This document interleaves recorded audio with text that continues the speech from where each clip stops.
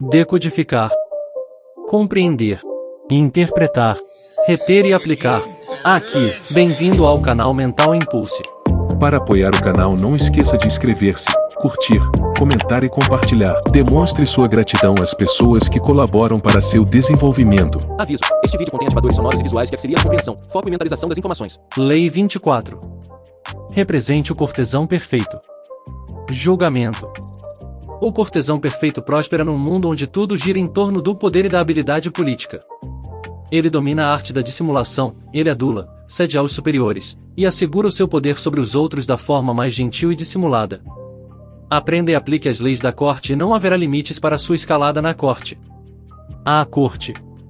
É característico do ser humano estruturar uma sociedade palaciana em torno do poder. No passado, a corte se reunia em torno do governante, e tinha muitas funções, além de distrair o governante, era uma forma de solidificar a hierarquia de realeza, nobreza e classes superiores, e manter os nobres ao mesmo tempo subordinados e próximos do governante, que assim podia ficar de olho neles. A corte serve ao poder de várias maneiras, principalmente glorificando o governante, proporcionando-lhe um microcosmo que deve se esforçar para agradá-lo. Os dois cães. Barbos, o fiel cão de guarda que serve ao seu senhor com dedicação, vê sua velha amiga Jojo, a cadelinha de estimação de pelo encaracolado, sentada na janela sobre uma macia almofada de penas. Sorrateiro, ele se aproxima afetuosamente, como uma criança que procura os pais, e chora de emoção, e ali, debaixo da janela, abana o rabo e saltita. Que vida você leva agora, Jojouta, desde que o senhor a levou para sua mansão? Você deve se lembrar, sem dúvida, de como passávamos fome no pátio. Como é o seu serviço atualmente? Seria um pecado reclamar da minha sorte, responde Jojouta. Meu senhor me dá toda a atenção possível. Vivo na riqueza e na abundância, e como e bebo em peças de prata. Brinco com o senhor e, se fico cansada, descanso sobre tapetes ou numa almofada macia. E como você está? Eu, responde Barbos, deixando cair a cauda como um chicote, baixando a cabeça. Vivo como costumava viver. Passo frio e fome, e aqui, enquanto guardo a casa do meu senhor, tenho que dormir encostado no muro, e fico encharcado na chuva. E se começo a latir na hora errada, sou chicoteado. Mas como você, Jojo, tão pequena e fraca, conseguiu cair nas suas graças, enquanto eu me esfolo inutilmente? O que você faz? O que você faz, é uma boa pergunta, respondeu Jojo, com ar de zombaria. Eu ando sobre as pernas traseiras. Fables, Ivan Krylov, de 1768 a 1844. Ser um cortesão era um jogo arriscado. Um viajante árabe do século XIX na corte de Darfur, onde hoje é o Sudão, relatou que os cortesãos tinham de fazer tudo o que o sultão fizesse, e se ele se machucasse, eles também tinham de se machucar, se ele caísse do cavalo durante uma caçada, eles caíam, também. Tais mímicas apareceram nas cortes do mundo inteiro. Mais problemático era o perigo de desagradar ao governante, um passo em falso significava morte ou exílio. O cortesão bem-sucedido tinha de fazer malabarismos, agradar mas não muito, obedecer mas de alguma forma se distinguindo dos outros cortesãos, embora sem se destacar tanto a ponto de deixar o governante inseguro. Os grandes cortesãos ao longo da história dominaram a arte de manipular as pessoas. Eles fazem o rei se sentir mais rei, eles fazem todos os outros temerem o seu poder. São mágicos da aparência, sabendo que quase tudo na corte é julgado pelo que parecer ser. Os grandes cortesãos são graciosos e polidos, sua agressividade é velada e indireta. Donos do mundo, nunca dizem mais do que o necessário, levando sempre a melhor num elogio ou insulto velado. São imãs de prazer, as pessoas querem ficar ao seu lado porque eles sabem agradar, no entanto eles nunca adulam nem se humilham. Grandes cortesãos se tornam os favoritos do rei, gozando dos benefícios dessa posição. Com frequência, acabam mais poderosos do que o governante, pois são os magos da acumulação de influência. Muitos hoje desprezam a vida na corte como uma relíquia do passado, uma curiosidade histórica. Argumentam, segundo Maquiavel, como se os céus, o sol, os elementos e os homens tivessem mudado a ordem de seus movimentos e poder, e fossem diferentes do que eram na antiguidade. Pode não haver mais rei-sol, mas ainda existe muita gente que acredita que o sol gira em torno delas. A corte real pode ter mais ou menos desaparecido, ou pelo menos ter perdido o seu poder, mas cortes e cortesãos continuam existindo porque o poder ainda existe. É raro hoje em dia pedir um cortesão que caia do cavalo, mas as leis que governam a política da corte são eternas como as leis do poder. Há muito que aprender, portanto, com os grandes cortesãos do passado e do presente. As leis da política da corte. E evite a ostentação. Não é prudente ficar falando muito de si mesmo ou chamar muita atenção para o que você faz. Quanto mais você falar sobre seus feitos, mais desconfiança despertará. Você pode também criar tanta inveja entre seus pares a ponto de induzir traições e punhaladas pelas costas. Tenha cuidado, muito cuidado, ao trombetear suas próprias conquistas, e sempre fale menos de você do que dos outros. É preferível a modéstia. Pratique o desinteresse. Nunca pareça estar se esforçando muito. Seu talento deve parecer fluir naturalmente, com uma facilidade que faz as pessoas o tomarem por um gênio, e não um viciado no trabalho. Mesmo quando alguma coisa exige muito suor, faça com que pareça simples. As pessoas preferem não ver o seu sangue, suor e lágrimas, o que é outra forma de ostentação. É melhor que elas se encantem com o seu estilo tranquilo de conseguir as coisas, do que se perguntem por que isso está dando tanto trabalho. Seja frugal nos elogios. Pode parecer que seus superiores nunca se fartam de elogios, mas o excesso, até do que é bom, desmerece o seu valor. E também desperta a desconfiança nos seus pares. Aprenda a elogiar indiretamente, reduzindo a importância da sua própria contribuição, por exemplo, para colocar o seu senhor em melhor situação. É sensato ser polido, por conseguinte, é idiotice ser rude. Criar inimigos com a falta desnecessária e proposital de civilidade é insensatez tão grande quanto tocar fogo na própria casa. Porque a polidez é como uma ficha, uma moeda reconhecidamente falsa, e com a qual é tolice agir com avareza. O homem de bom senso será generoso ao usá-la. A cera, substância naturalmente dura e quebradiça, pode se tornar macia aplicando-se um pouco de calor, adquirindo a forma que mais lhe agradar. Da mesma maneira, sendo polido e gentil, você pode tornar as pessoas dóceis e servis, mesmo que tendam a ser rabugentas e malevolentes. Portanto, a polidez é para a natureza humana o que o calor é para a cera. Arthur Schopenhauer, de 1788 a 1860. Providencie para ser notado. Existe aí um paradoxo: você não pode se exibir descaradamente, mas também deve se fazer notado. Na corte de Luís XIV, a pessoa para quem o rei decidisse olhar subia instantaneamente de nível na hierarquia palaciana. Você não tem nenhuma chance de subir se o governante não o notar submerso no meio de todos os outros cortesãos. Esta tarefa exige muita arte. No início quase sempre é uma questão de ser visto, literalmente falando. Preste atenção à sua aparência física, portanto, e descubra como criar um estilo e uma imagem diferente, sutilmente diferente. Altere o seu estilo e linguagem de acordo com a pessoa com quem está lidando. A pseudocrença na igualdade, a ideia de que falar e agir da mesma maneira com todos, não importa o nível deles, faz de você um modelo de pessoa civilizada, é um terrível engano. Quem estiver abaixo de você tomará isso como uma forma de condescendência, o que de fato é, e os que estão acima de você ficarão ofendidos, embora possam não admitir isso.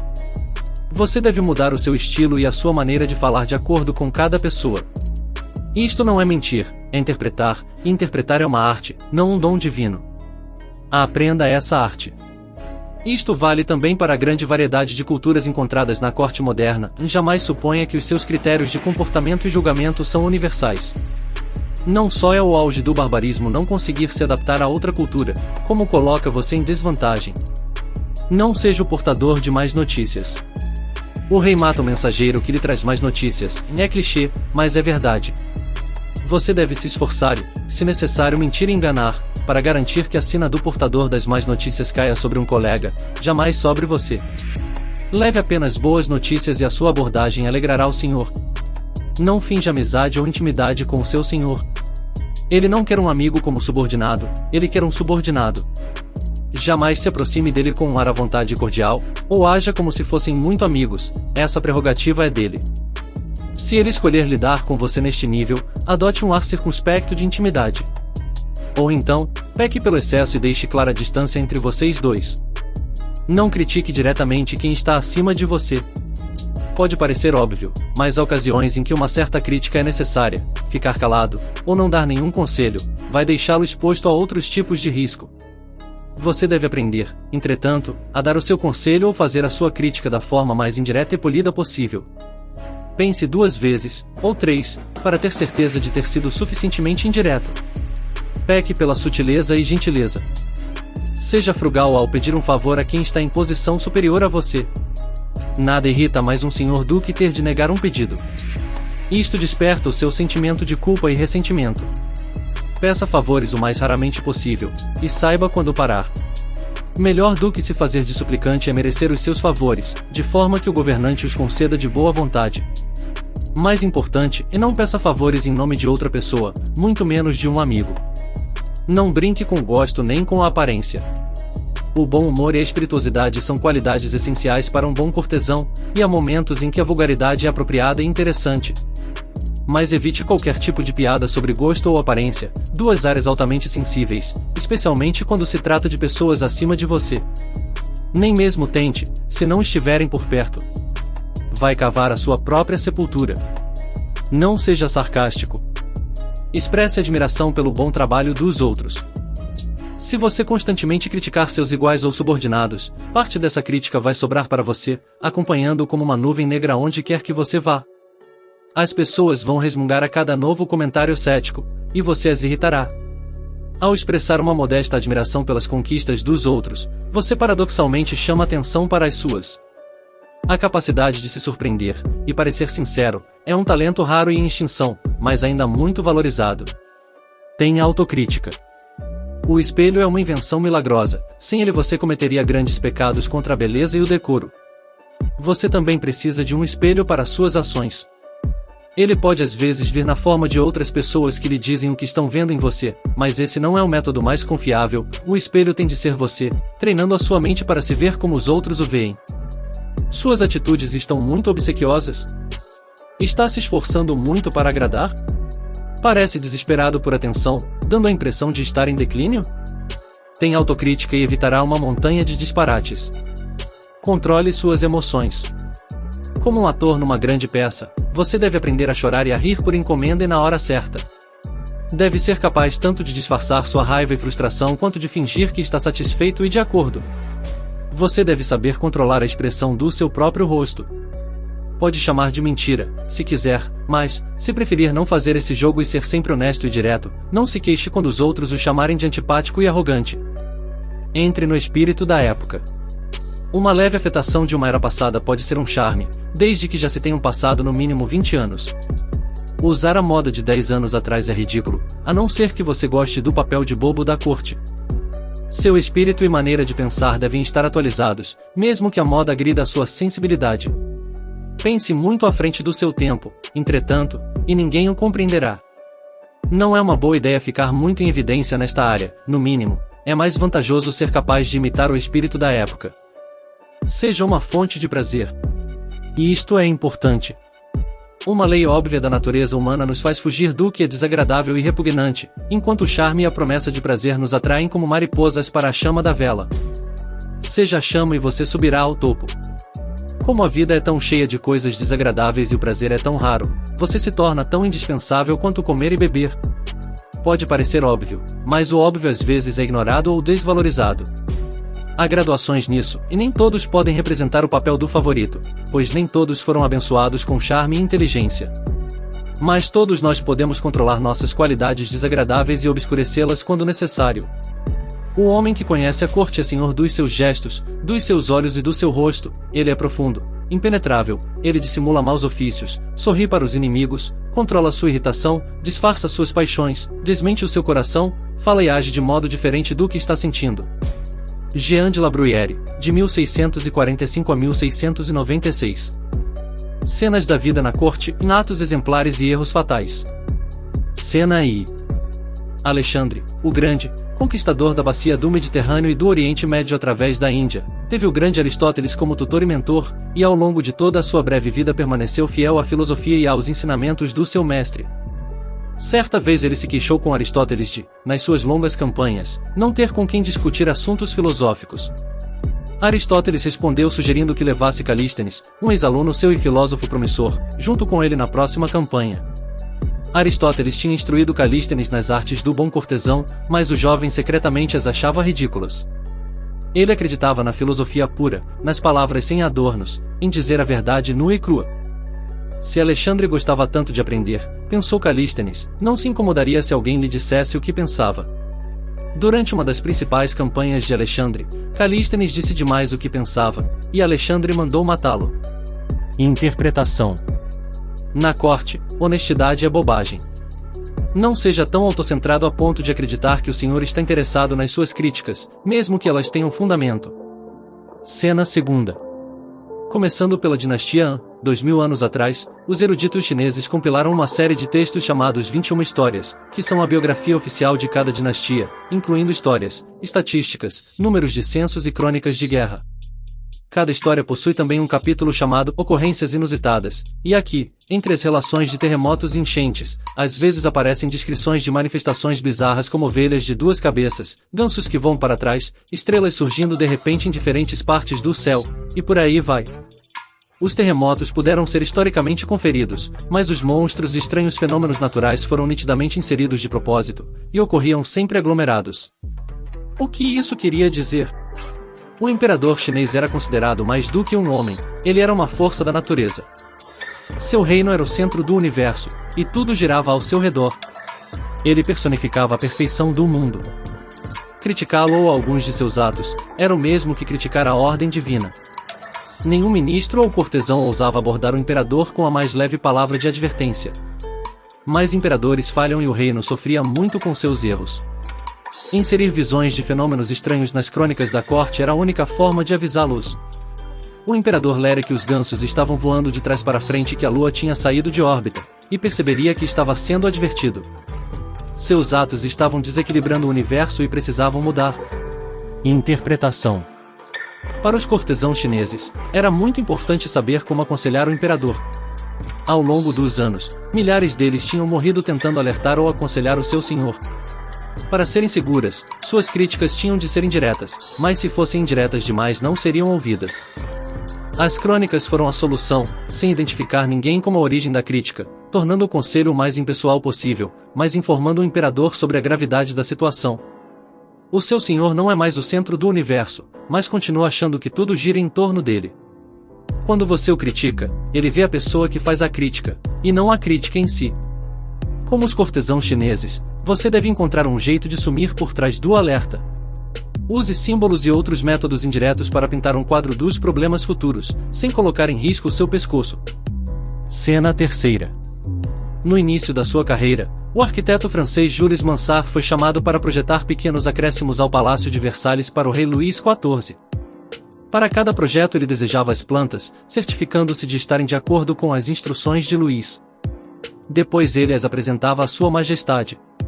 O cortesão Saint-Simon descreveu a técnica de Mansart para lidar com o rei, e a sua habilidade estava em mostrar ao rei plantas nas quais havia alguma imperfeição, quase sempre tratando-se dos jardins, que não eram a especialidade de Mansart. O rei, como Mansart esperava, ia direto no problema e propunha uma solução, quando Mansart então exclamava, para todos ouvirem, que ele jamais teria notado o problema que o rei tão magistralmente descobriu e solucionou. Ele explodia em palavras de admiração, confessando que comparado ao rei ele não passava de um humilde aluno.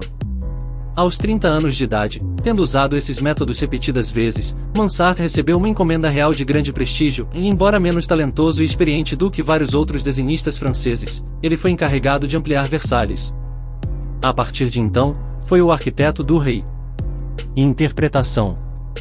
Quando jovem, Mansart tinha visto muitos artesãos reais a serviço de Luís XIV perderem seus postos, não por falta de talento mas devido a uma mancada social que lhes custou muito caro. Ele não cometeria o mesmo engano. Mansart sempre procurou deixar Luís satisfeito com ele mesmo, sempre procurou alimentar a vaidade do rei da maneira mais pública possível.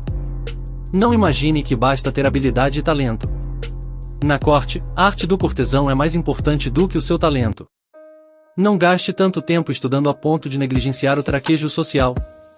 E o mais importante é fazer o senhor parecer mais talentoso do que os outros. Cena quarta. Jean-Baptiste Isabey foi o pintor extraoficial da corte de Napoleão. Durante o Congresso de Viena, em 1814, quando Napoleão, derrotado, estava preso na ilha de Elba, aqueles que iam decidir o futuro da Europa convidaram Isabey para imortalizar os eventos históricos num quadro épico. Quando Isabey chegou a Viena, Talleyrand, o principal negociador do lado dos franceses, foi visitar o artista. Considerando-se o seu papel no processo, o estadista explicou, ele esperava ser a figura dominante no quadro. Isabey cordialmente concordou. Dias depois, o Duque de Wellington, principal negociador dos ingleses, também foi procurar Isabey e disse quase a mesma coisa que Talleyrand. o sempre polido Isabey concordou que o grande duque deveria ser o centro das atenções. De volta ao estúdio, Isabey ponderou sobre a questão.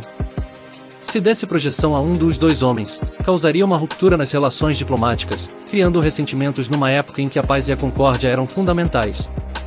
Mas, quando o quadro finalmente foi mostrado, tanto Talleyrand como Wellington se sentiram honrados e satisfeitos. A obra retrata um grande saguão repleto de diplomatas e políticos de toda a Europa. De um lado, vê-se o Duque de Wellington entrando na sala, e todos os olhos se voltam para ele, e é o centro das atenções. No centro propriamente dito do quadro está sentado Talleyrand. Interpretação. Quase sempre é muito difícil satisfazer um senhor, mas contentar dois senhores de uma só vez exige o talento de um grande cortesão.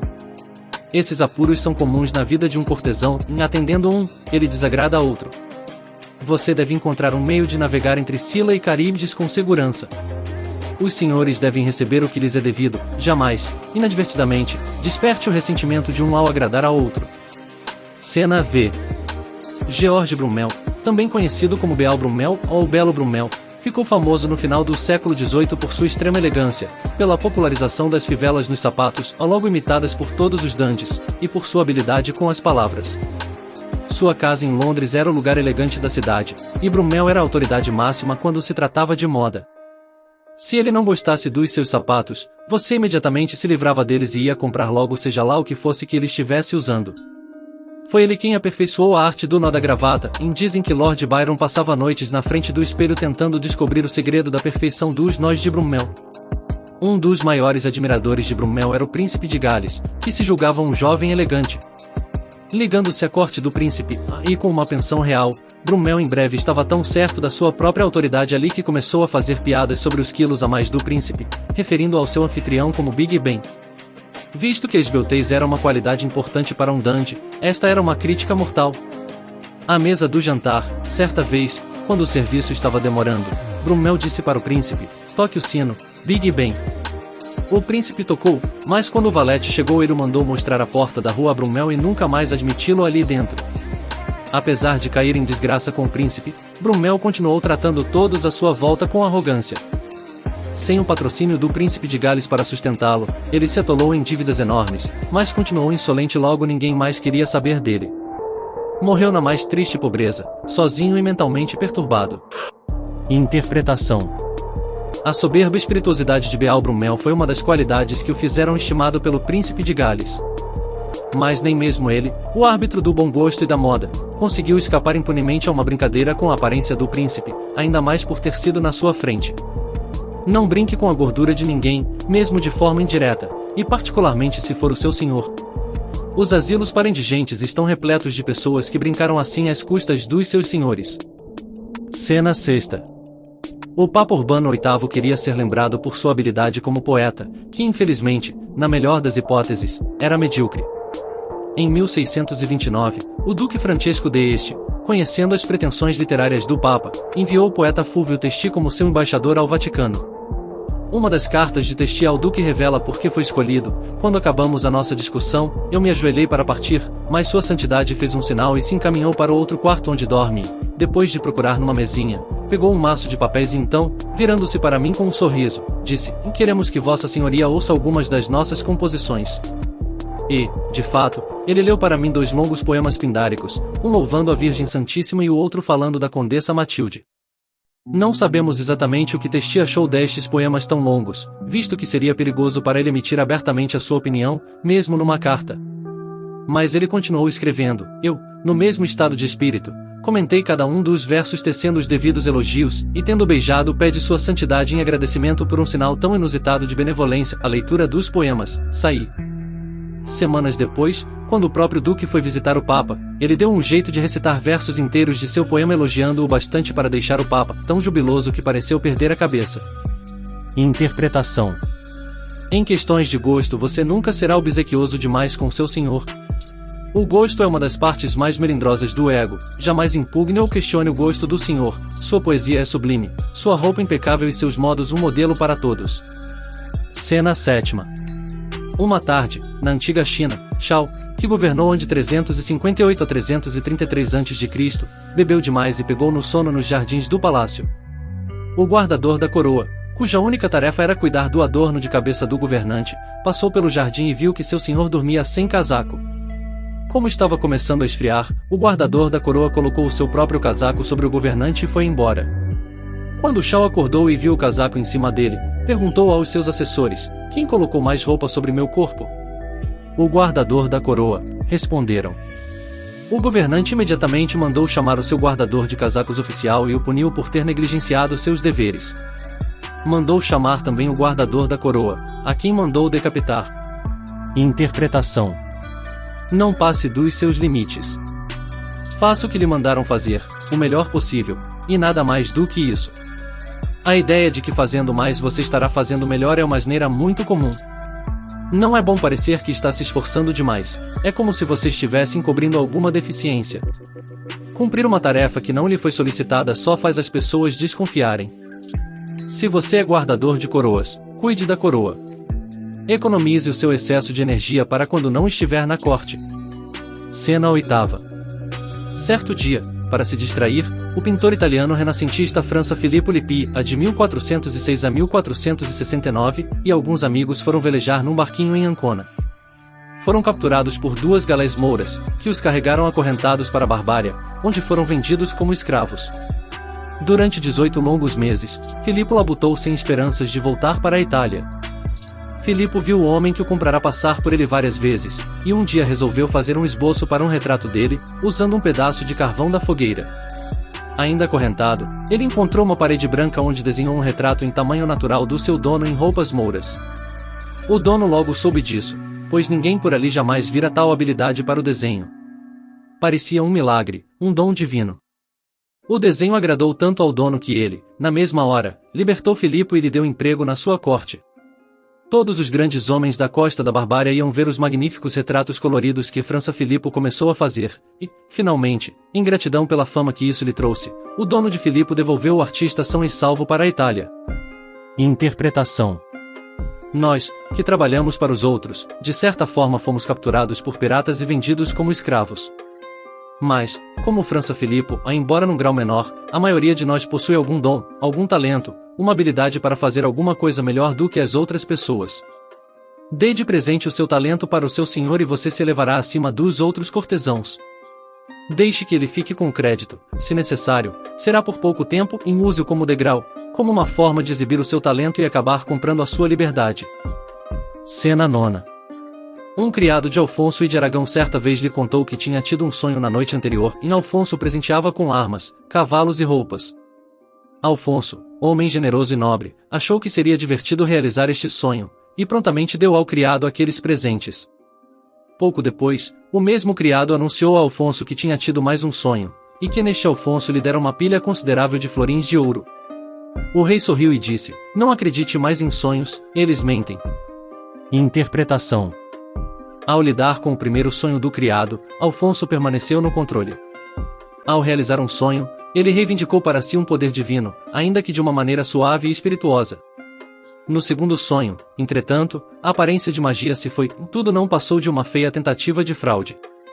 Não peça demais, portanto, e saiba quando parar. Dar é prerrogativa do Senhor, dar quando Ele quer e o que Ele quer, e fazer isso sem ser solicitado. Não lhe dê chance de negar os seus pedidos. É melhor receber favores por merecê-los, para que sejam dados sem você pedir. Cena X. O grande pintor de paisagens inglês, J.M.W. Turner, de 1775 a 1851, ficou conhecido por sua técnica no uso das cores, que ele aplicava com muito brilho e uma estranha iridescência. A cor nos seus quadros era tão surpreendente que os outros artistas não queriam suas obras penduradas ao lado dos quadros dele, e tudo ficava inevitavelmente apagado. O pintor Sir Thomas Lawrence certa vez teve o azar de ver a obra-prima de Turner, Cologne, numa exposição entre 2 quadros seus. Lawrence queixou-se amargamente ao dono da galeria, que não lhe deu ouvidos, e, afinal de contas, alguém tinha de pendurar seus quadros ao lado dos de Turner. Mas Turner soube das queixas de Lawrence, e antes da inauguração apagou um pouco o céu dourado brilhante em Cologne, tornando-o tão monótono quanto o de Lawrence. Um amigo de Turner que viu o quadro procurou horrorizado o artista: "O que fez com seu quadro?" disse ele. "Ora, o pobre do Lawrence estava tão infeliz", Turner retrucou, "é só negro de fumo. Eu limpo depois da exposição." Interpretação: muitas das preocupações de um cortesão têm a ver com o senhor, onde reside a maioria dos perigos. Mas é um engano imaginar que o senhor é o único a determinar o seu destino. Seus iguais e subordinados também fazem o seu papel. A corte é um vasto viveiro de ressentimentos, medos e muita inveja. É preciso acalmar todos aqueles que um dia possam vir a prejudicar você, desviando seus ressentimentos e invejas e direcionando a hostilidade deles para outras pessoas. Turner, eminente cortesão, sabia que a sua sorte e fama dependiam dos seus colegas pintores, assim como de seus marchands e patronos. Quantas personalidades ilustres foram derrubadas por colegas invejosos? É melhor apagar temporariamente o seu brilho do que sofrer as pedradas da inveja. Cena Xi. Winston Churchill era um artista amador, e depois da Primeira Guerra Mundial suas pinturas se tornaram peças de coleção. O editor americano, Henry Luce, criador das revistas Time Life, tinha nas paredes do seu escritório particular em Nova York uma paisagem de Churchill. Certa vez, numa turnê pelos Estados Unidos, Churchill estava no escritório de Luce e os dois examinaram juntos o quadro. O editor observou: "O quadro é bom, mas acho que precisa de alguma coisa em primeiro plano, uma ovelha, talvez." Para o horror de Luce, a secretária de Churchill ligou para ele no dia seguinte e pediu para mandar o quadro para Londres. Luce mandou, mortificado com a possibilidade de ter ofendido o ex-primeiro-ministro.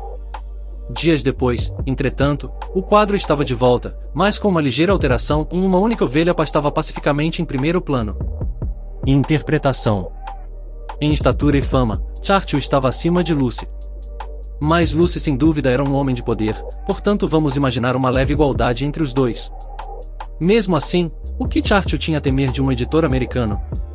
Por que inclinar-se diante da crítica de um diletante? Uma corte, neste caso todo o mundo de diplomatas e estadistas internacionais, e também de jornalistas que os cortejam, é um espaço de mútuas dependências. Não é sensato insultar ou ofender o gosto de pessoas de poder, mesmo que estejam abaixo ou no mesmo nível que você. Se um homem como Churchill é capaz de engolir as críticas de um homem como Luce, ele se mostra um cortesão ímpar. Talvez o fato de ter corrigido o quadro sugerisse uma certa condescendência também, mas ele fez isso com tanta sutileza que Luce nem percebeu. Imite Churchill, coloque a ovelha. É sempre vantajoso representar o cortesão prestativo, mesmo quando você não está servindo a nenhum senhor. O delicado jogo de cortejar em um alerta. Talleyrand foi um consumado bajulador, especialmente ao servir ao seu senhor Napoleão. Quando os dois estavam começando a se conhecer, Napoleão certa vez disse de passagem: "Vou almoçar na sua casa um dia desses." Talleyrand tinha uma casa em Auteuil, nos subúrbios de Paris. "Ficarei encantado, mon general", retrucou o ministro, "e como minha casa fica próxima do Bois de Boulogne, o senhor poderá se distrair praticando tiro ao alvo à tarde." "Não gosto de atirar", disse Napoleão, "mas gosto muito de caçar. Tem javalis no Bois de Boulogne?" Napoleão vinha da Córcega, onde a caça ao javali é um esporte muito apreciado. Ao perguntar se existiam javalis num parque de Paris, ele se mostrou ainda um homem provinciano, quase um caipira. Talleyrand não riu, entretanto, mas não conseguiu resistir a uma piada sobre o homem que agora era seu superior na política, embora não no sangue e na nobreza, visto que Talleyrand era de uma antiga família aristocrática. À pergunta de Napoleão, portanto, ele respondeu simplesmente: "Poucos, mon general, mas aposto que o senhor dará um jeito de encontrar um." Foi combinado que Napoleão chegaria à casa de Talleyrand no dia seguinte às 7 horas e ficaria a manhã inteira lá. A caça ao javali seria de tarde. Durante toda a manhã o excitado general só fazia perguntar sobre a caça ao javali. Enquanto isso, Talleyrand mandou seus criados escondido ao mercado comprar 2 enormes porcos pretos e levá-los para o parque. Depois do almoço, os caçadores partiram com seus cães para o Bois de Boulogne. A um sinal secreto de Talleyrand, os criados soltaram um dos porcos. "Estou vendo um javali." Napoleão girou contente, saltando sobre o cavalo para correr atrás dele. Talleyrand ficou para trás. Meia hora de galope pelo parque e o javali foi finalmente capturado. No momento triunfal, entretanto, Napoleão foi abordado por um dos seus assessores, que sabia que aquela criatura não podia ser um javali e temia que o general caísse em ridículo quando a história se espalhasse. "Senhor", disse ele para Napoleão, "certamente está percebendo que isto não é um javali, e sim um porco." Enfurecido, Napoleão imediatamente saiu a galope para a casa de Talleyrand.